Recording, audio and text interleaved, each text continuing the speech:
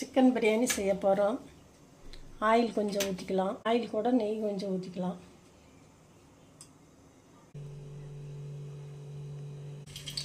வெங்காயம் கொஞ்சம் போட்டுக்கலாம். வெங்காயம் போட்டது இஞ்சி பூண்டு பேஸ்ட்டு,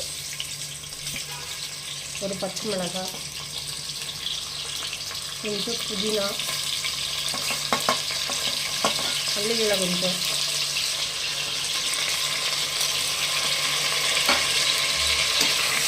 நம்மளே அரைச்ச பிரியாணி மசாலா.